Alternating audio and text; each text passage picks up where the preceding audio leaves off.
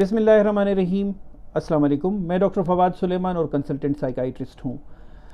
मैं डिस्कस करना चाहूँगा कि जब बच्चा स्कूल का रिज़ल्ट लाता है तो उस वक्त वालिदैन के रिस्पॉन्सेस क्या होते हैं। मिसाल के तौर पे एक बच्चा है जो सी ग्रेड लाता है, एक बच्चा है जिसने बी ग्रेड लाई, या एक बच्चा है जिसकी परसेंटेज बहुत कम है, 45 या 50% तक उसने लिया, राइट। तो ऐसी सूरत हाल में क्या करना चाहिए, हम किस तरीके से बच्चों से जो हमारी एक्सपेक्टेशंस होती हैं पढ़ाई को लेकर, हम उनको कैसे एड्रेस कर सकते हैं, उनका हमें क्या करना चाहिए। हम सब चाहते हैं कि बच्चे पढ़ें, लेकिन कभी कभार ऐसा होता है कि हमारे कहने से बच्चे ज़्यादा प्रेशर्ड महसूस करते हैं। ठीक इसकी मिसाल ये है कि हर बच्चा दूसरे से मुख्तलिफ है। हो सकता है कि फॉर एग्ज़ाम्पल अगर मैं अपनी एग्ज़ाम्पल देता हूँ, मैं एक तरह का बच्चा हूँ जो थोड़ा हसास हूँ, और मुझे कोई प्रेशर देता है तो अब हसासियत की वजह से मुझे घबराहट होती है, मुझे मुश्किल होती है, दुश्वारी होती है पढ़ाई करने में, तो मुझे पढ़ाई समझ नहीं आती। तो इसका मतलब है कि मेरी ग्रेड अच्छी नहीं आ सकेगी, और अगर अच्छी नहीं आती फिर मुझ पर दबाव पड़ता है तो मेरी घबराहट में मज़ीद इजाफा होता है। ये रेफरेंसेस मैं कैसे दे रहा हूँ कि क्लिनिकल एक्सपीरियंस में काफ़ी फैमिलीज़ के साथ, बच्चों के साथ इंटरेक्शन हो रहा होता है, तो ये सारी चीज़ें वहाँ से अंडरस्टैंड की, और उसके बाद जो साइंसी मुताला है, जो एविडेंस बेस्ड रिसर्च क्या कहती है। ठीक, तो कहने का मकसद ये है कि बच्चों से एक्सपेक्टेशंस रखी जाएं।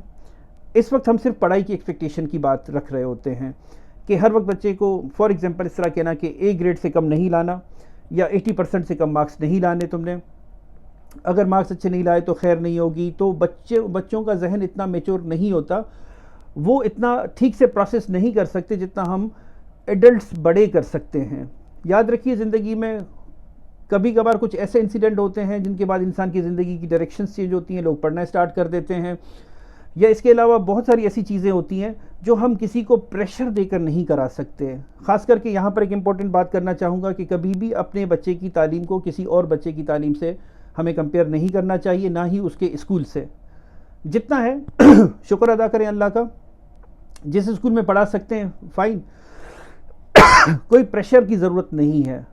मैं अपनी मिसाल दूंगा, मेरी बेटी की एज अभी तक 3 साल नहीं हुई, लेकिन मैंने सोचा है कि उसे मैं 4 साल की एज में स्कूल में डालूंगा, कोई मसला नहीं।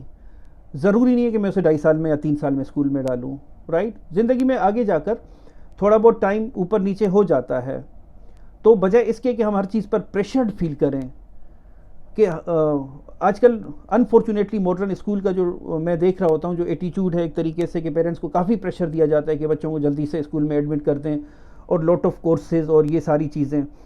पढ़ाई होनी चाहिए, लेकिन उसके साथ साथ उनका जहनी सकून और जहनी सेहत भी उतनी ही ज़रूरी है।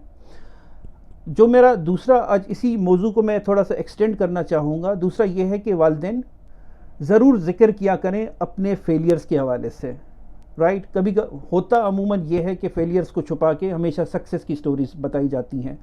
ज़िंदगी का उसूल है कि हम हमेशा कामयाब नहीं हो सकते, हम फेल होते हैं। क्या हुआ अगर हम अपने फेलियर्स का जिक्र करते हैं, राइट। तो इससे भी बच्चे काफ़ी सबक सीखते हैं, उनको वो अंडरस्टैंड करते हैं, और कभी कभार अगर उनके मार्क्स कम आते हैं तो उनको इतनी परेशानी नहीं होती, बजाय इसके कि हम हमेशा कहते रहे कि हम हाई अचीवर थे, हम तो हाई पोजीशंस लेते थे। और जहानत के हवाले से अगर मैं बात करना चाहूँ तो सिर्फ IQ की बात नहीं होती, एक कुदरत का निज़ाम है, एक चीज़ है EQ, कि आपकी अंडरस्टैंडिंग दूसरों को समझने की कैसी है। ये जब दोनों चीज़ें होती हैं तो फिर आप यूँ समझ सकते हैं कि सोने पर सुहागा है।